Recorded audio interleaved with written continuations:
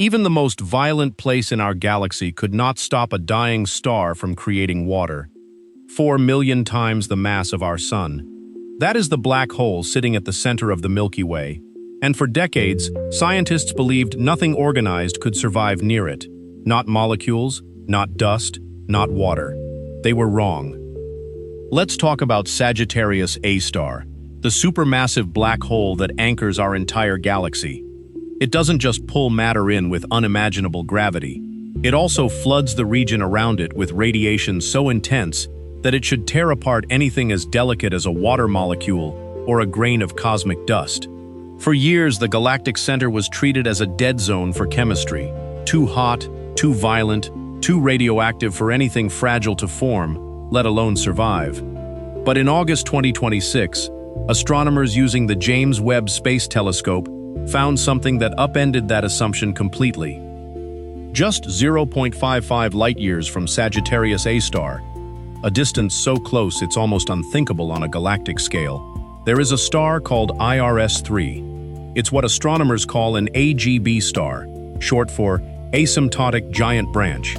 These are stars nearing the end of their lives, huge, cool, and extraordinarily luminous, shedding their outer layers into space through powerful stellar winds.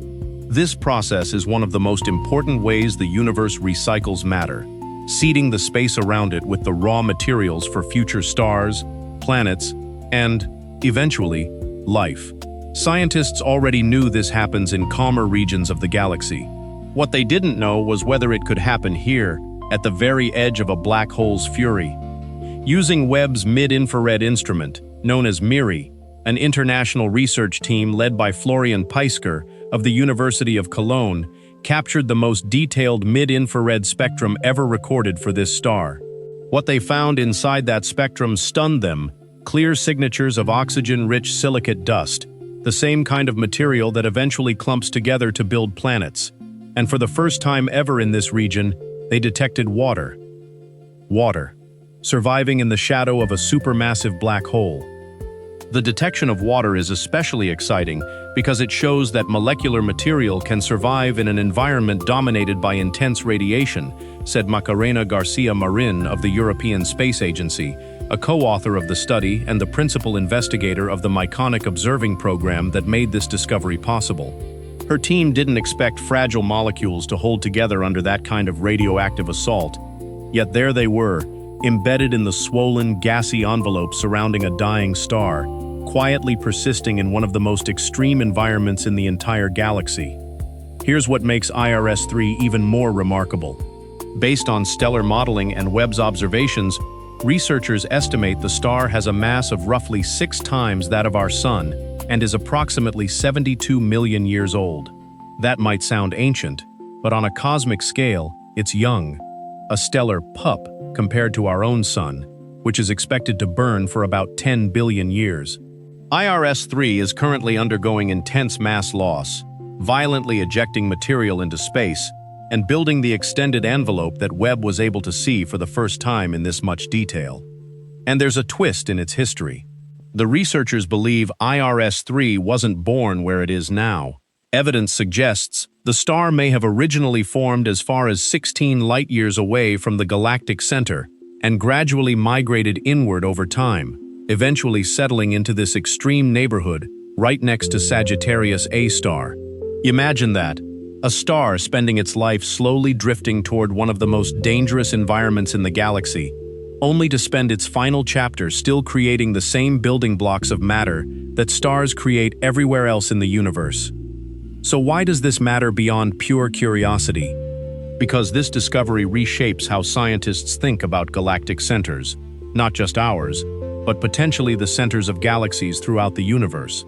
Galactic nuclei were long treated as chemical dead ends, places too hostile for the kind of stellar enrichment that builds up interstellar dust and eventually feeds new star and planet formation. If evolved stars like IRS-3 can keep producing dust and water even under this level of radiation, then galactic centers might still be active contributors to the chemical recycling of matter across a galaxy. Not chemical wastelands, but working factories, even in the harshest conditions imaginable. As Peisker put it, Galactic centers are among the most extreme environments, so understanding whether stars can continue enriching their surroundings there is an important question. This isn't just a poetic observation, it's a fundamental piece of the puzzle in understanding how matter cycles through galaxies, how dust accumulates, and ultimately how the ingredients for planets, and potentially life, get distributed across a galaxy over billions of years. There's also a broader scientific story unfolding here. This IRS-3 discovery arrives alongside other 2026 research, digging into how supermassive black holes interact with the stars and matter around them. In March 2026, Japan's XRISM X-ray mission resolved faint fluorescent X-ray lines around the black hole at the center of another galaxy, revealing how massive stars enrich the environment near black holes on a completely different scale, using X-ray spectroscopy instead of infrared. And earlier in 2026, researchers at the University of Arizona found that active supermassive black holes can actually suppress star formation, not just within their own galaxy, but in neighboring galaxies millions of light-years away, through the sheer force of their radiation. Together, these studies paint a much more complex picture than the old idea that black holes simply devour everything around them.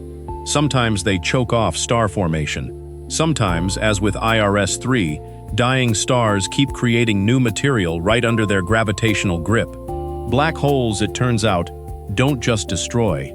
They coexist with cycles of creation happening in their own backyard. Let's put IRS-3's location into perspective. A light-year is about 9.46 trillion kilometers.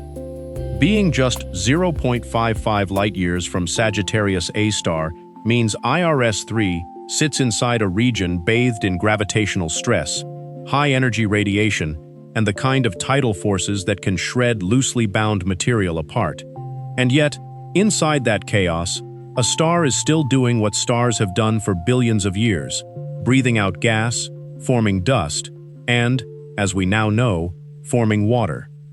This single detection connects directly to one of the most profound ideas in modern astronomy, that the elements making up our bodies, our planet, and everything around us were forged inside stars and scattered into space when those stars died.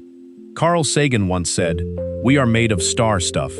This new discovery shows that even the harshest gravitational monster in our galaxy hasn't stopped that process from continuing, quietly, less than a light-year from its event horizon. Scientists now want to know how common this is. Is IRS-3 a rare exception? A star that just happened to survive long enough to reach this extreme region?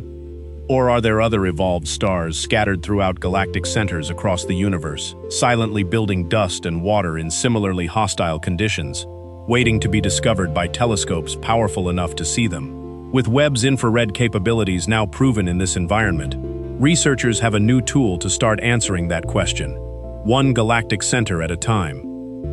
For now, one thing is clear. The region around a supermassive black hole isn't the sterile, destructive wasteland scientists once assumed it to be. It's a place where matter is still being built, recycled, and released, even under conditions that should, by every reasonable expectation, prevent it. So here's the question worth sitting with.